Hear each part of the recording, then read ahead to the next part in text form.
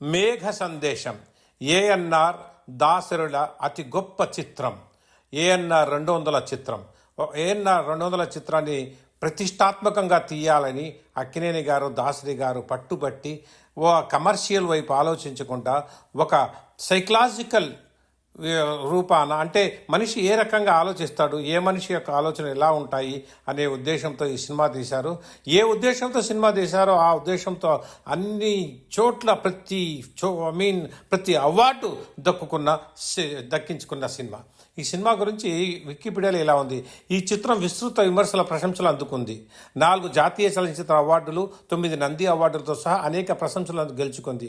ఇది 9వ అంతర్జాతీయ చలనచిత్రోత్సవం of India మరియు మాస్కో అంతర్జాతీయ చలనచిత్రోత్సవంలో ఇండియన్ పనోరమా విభాగంలో ప్రదర్శించబడింది. దాని అవార్డులలో మేఘ సందేశం ఉత్తమ తెలుగు చలనచిత్రంగా జాతీయ చలనచిత్ర అవార్డు, ఉత్తమ తెలుగు చిత్రంగా ఫిల్మ్ఫేర్ అవార్డు మరియు ఉత్తమ చలనచిత్రంగా నంది అవార్డులు గెలుచుకుంది. ఇంకా ఎన్ని రకాల అవార్డులు పొందింది చూద్దాం.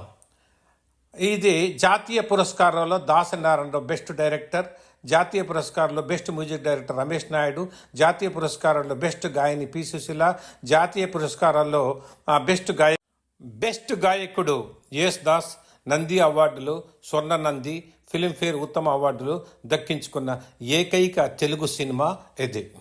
నంది అవార్డుల పరంపర: ఉత్తమ ఫీచర్ ఫిల్మ్ గోల్డ్ దాసరి, ఉత్తమ నటుడు అక్కినేని, ఉత్తమ నటి జయప్రద, ఉత్తమ సంగీత దర్శకుడు రమేష్ నాయుడు, ఉత్తమ గీత రచయిత దేవులపల్లి, ఉత్తమ గాయకుడు యేసుదాస్, ఉత్తమ నేపథ్య గాయని సుశీల, ఉత్తమ ఆడియోగ్రాఫర్ ఆర్ స్వామినాథన్, ఉత్తమ సినిమాటోగ్రాఫర్ సిఎస్ సెల్వరాజ్.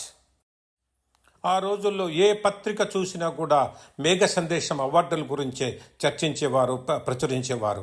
ఇంతవరకు ఏ సినిమాకు రాని అవార్డులు మేఘ సందేశం వచ్చాయని చెప్పి నా మిత్రుడు మణిబాబు ఆ లిస్టు కూడా పంపించారు. చూడండి ఏ రకమైన ఎన్ని అవార్డులు, అన్ని రకాల అవార్డులు ఈ యొక్క మేఘ సందేశానికి లభించాయి అని చెప్పి.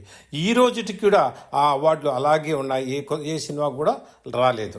ఇక మేఘ సందేశం ఆ రోజుల్లోనే లివింగ్ టుగెదర్, అంటే పెళ్ళి కాకుండా ఒక వ్యక్తి మరో మహిళ కలిసి ఉండడం. ఇంకొకటి కళాకారులు కళ పట్ల గౌరవం, ఈ రకంగా ఒకరి పట్ల ఒకరి అభిమానం, ఒక సైకలాజికల్ అట్రాక్షన్, ఒక మగ ఒక ఆడది, ఒక సింగరు ఒక డాన్సరు, ఈ రకంగా ఒక మనిషి ఏ రకంగా లొంగిపోతాడో తన కళను తృప్తిపరిచేందుకు అనే సాహసంతో ఈ సినిమా తీశారు. చాలా గొప్ప సినిమా. మీరు ఎప్పుడైనా టీవీలో వస్తే తప్పకుండా చూడండి.